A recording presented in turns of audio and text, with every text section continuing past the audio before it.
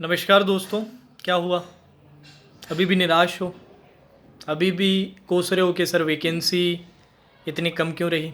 अभी भी जो सभी जगहों पे बताया जा रहा था कि क्लर्क की वैकेंसी इतने हज़ार होगी, उसी का अफसोस मना रहे हो? क्या फ़ायदा इस चीज़ का? आप खुद बताइए मेरे को। कब तक अफसोस मनाओगे? एक दिन हो चुका है उस बात को। 2 तारीख है, 2 तारीख की भी शाम का टाइम चल रहा है। अब आप लोगों से ये एक्सपेक्टेड है, जो मैंने कल लाइव एक सेशन भी लिया था आप लोगों के लिए, जिसमें बच्चों का डिसअपॉइंटमेंट था, जिस पे मैं कुछ कहना नहीं चाहूँगा, क्योंकि लाजमी है। उम्मीद जब लगाई जाती है कि अच्छी वैकेंसीज़ आएंगी, क्योंकि पीओ की तो ठीक ठाक वैकेंसीज़ है, ऑलमोस्ट 7,500 वैकेंसी है। अरे भाई, पीओ में 7,500 वैकेंसी है, तो क्लर्क में 10,000 वैकेंसी तो एक्सपेक्ट करता है ना इंसान। ये थोड़ा ना होता है कि 7,500 पीओ में है तो 6,500 आपके क्लर्क में आएगी। बट ऐसा हुआ है, किसी ने एक्सपेक्ट नहीं किया था, किसी ने एक्सपेक्ट नहीं किया था ये, बट हुआ है। इस पे यूनियन वालों ने आवाज़ भी उठाई है। उसका भी एक आज कोई रेफरेंडम या फिर कोई पीडीएफ एक मेरे साथ शेयर किया था। Currently working bank of Baroda में ये कैंडिडेट वर्क करते हैं कि यूनियन वालों ने इस पर आवाज़ उठाई है कि क्लर्क्स कम करते जा रहे हैं, और ये जो अपने क्लरिकल स्टाफ है इसको आउटसोर्सिंग वाले बंदों से रिप्लेस करने की कोशिश की जा रही है, जो एफिशिएंटली काम नहीं करेगा। इस पर आवाज़ उठा रहे हैं, बट वो सब अपने लिए मैटर नहीं है ना। अब अपने को आगे अपने फ्यूचर का सोचना है। तो कल भी मैंने क्लास में कहा था, आज फिर से आपको याद दिलवा रहा हूँ, एनालिसिस का टाइम आ चुका है। ऐसा नहीं है कि आपकी प्रिपरेशन में सारी चीज़ें खराब है। आप यहाँ तक पहुँचे थे, इंतज़ार कर रहे थे रिजल्ट का, इसका मतलब काफ़ी चीज़ें आपने सही की है। तो सही चीज़ों को हटाना नहीं है, ये नहीं पूरी तरीके से निकाल के फेंक दो कि सर हम तो बिल्कुल ही बेकार है, मतलब हमारे कोई तैयारी अच्छी नहीं थी, हमें कुछ भी सही नहीं था। बहुत चीज़ें सही थी आप लोगों में, कुछ चीज़ें सही नहीं थी। बस वो आइडेंटिफाई करनी है और उन पे अभी से कंसिस्टेंटली काम करना पड़ेगा। और ये मैं आपको प्रॉमिस देता हूँ कि आपके पास टाइम है कि इस प्रिपरेशन को पूरी तरह से आप चेंज कर दो। जो होल्स हैं पूरी तरह से फिल कर सकते हो आप, जो आपकी शॉर्ट कमिंग्स है उसको पूरी तरह से हटा सकते हो। बट अभी से मेहनत करना पड़ेगा कंसिस्टेंट वे में, और अब ये नेगेटिविटी को छोड़ना पड़ेगा यार।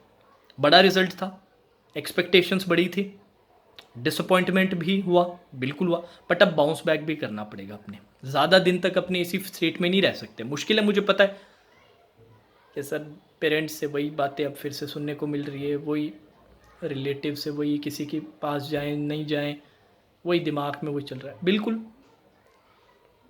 बिल्कुल कि पिछले साल भी सर पूरा का पूरा अब सोच के कि फिर से स्टार्ट करना पड़ेगा, फिर से उस मुश्किल जो पूरा सफ़र था वो फिर से तय करना पड़ेगा। बिल्कुल करना पड़ेगा, बिल्कुल करना पड़ेगा, 100% करना पड़ेगा। हाँ, अगर आपने ऐसा डिसाइड कर लिया कि नहीं सर हम तो कंपटीशन के एग्ज़ाम्स छोड़ रहे हैं और कुछ ना कुछ और हम ढूंढ के करेंगे, तो ठीक है, वेल एंड गुड, आप वो कर लीजिए। बट अगर आपने सोचा है कि नहीं करेंगे तो सर इसी में, तो अब लग जाओ, अब स्टार्ट कर दो। अब प्रिपरेशन तैयारी आपकी स्टार्ट हो जानी चाहिए फिर से। और ये चीज़ पॉजिटिव है कि काफ़ी चीज़ें आपकी तैयारी में सही है, बस जो कमी है उनको एनालाइज करो। देखो आपका स्कोर कार्ड क्या है, आपके मॉक्स में क्या क्या स्कोर रहा करते थे, कौन सी जगहों पे कमी रहती थी जो आपने इग्नोर कर रखी थी कि सर इसको फेस करने का नहीं हिम्मत हो रही है, या फिर इसे सही करने की वो विश्वास नहीं आ रहा सर। तो अब वो हिम्मत और विश्वास दोनों लानी पड़ेगी, उन चीज़ों को सही करना पड़ेगा, और उनको सही करोगे ना तो रिज़ल्ट पूरा चेंज हो जाएगा। हर साल देखता हूँ मैं यार, लास्ट ईयर के जो फेलियर्स वाले बच्चे जो होते हैं, जो क्लोज आके रह जाते हैं, वो नेक्स्ट ईयर ही फिर वो बच्चे बनते हैं जो 3-3, 4-4, 5-5 एग्जाम्स ले निकाल जाते हैं। इस साल जो बच्चे हैं ना कि सर एसबीआई क्लर्क में भी फेल्ड, सर आईबीपीएस पीओ में भी फेल्ड, आईबीपीएस क्लर्क में भी फेल्ड, यही बच्चे अगले साल बनेंगे सर आईबीपीएस पीओ भी clear, SBI clear, SBI PO clear, सब क्लियर कर जाते हैं। बस वही है ना, वो विश्वास उनका नहीं टूटता है। हाँ, कुछ देर के लिए ज़रूर लगता है, डिसअपॉइंटमेंट लगती है, वो तो ह्यूमन है सर, सबके साथ ही होता है वो। बट उसको वो अपना फेट नहीं बनाते हैं, वो उनकी डेस्टिनेशन नहीं होती, वो फेलियर उनकी डेस्टिनेशन नहीं है, वो तो बस एक लर्निंग है उनके लिए, जिससे सीख के वो बेहतर चीज़ें कर जाते हैं। यही बेहतर चीज़ें अब आपको करनी है। ठीक है जी, लग जाओ पढ़ाई पे पूरे अच्छे से, अपना एनालिसिस अच्छे से करो, स्कोर कार्ड्स का जो जो आपने किया, मॉक्स जो लेटेस्ट है उसमें क्या कमी आ रही है उनको देखो, उन पे काम करो। मेरी तरफ से हम क्वांट्स और रीजनिंग की तैयारी करते हैं, यूट्यूब पे फ्री वीडियोस खूब है, वहाँ से आप चेक कर सकते हैं, वहाँ से आप प्रिपरेशन करते हैं। और प्री की नहीं, प्री का तो बहुत सारा है, प्री का तो बहुत सारे लोग देते हैं फ्री वाला कंटेंट। मेंस का एक बार चेक कर लो, इतना कंटेंट आपको फ्री का क्वालिटी वाला मेंस का कंटेंट कहीं मिल ही नहीं सकता, ये मेरी गारंटी है क्वांट्स एंड रीजनिंग के लिए। चेक कर लीजिएगा, पसंद आए और मन करे कि सर थोड़ा और सिस्टमैटिक तरीके से या फिर और ज़्यादा सर हमें प्रैक्टिस के लिए चाहिए, ये कर लिया है, तो आप हमारा पेड वाला एनुअल सब्सक्रिप्शन ले सकते हो। अभी 30% ऑफ आप लोगों के लिए रख रखा है, 1 तारीख से कल शाम 7 बजे से स्टार्ट किए, तो 2-3 दिन रहेगा।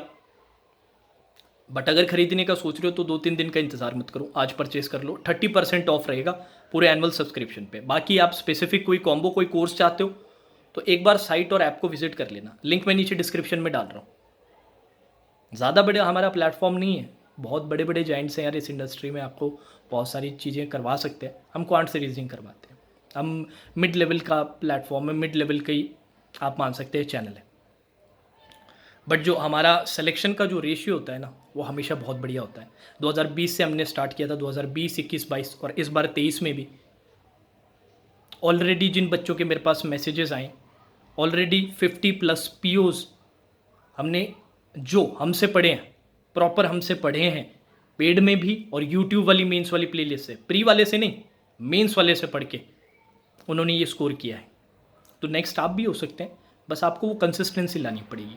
आपके अंदर वो हिम्मत होनी चाहिए कि हम इनसाइड आउट हमारी प्रिपरेशन का पूरा का पूरा कच्चा चिट्ठा निकाल दें, क्योंकि हर किसी में हिम्मत नहीं होती फेस करने की अपनी कमियाँ।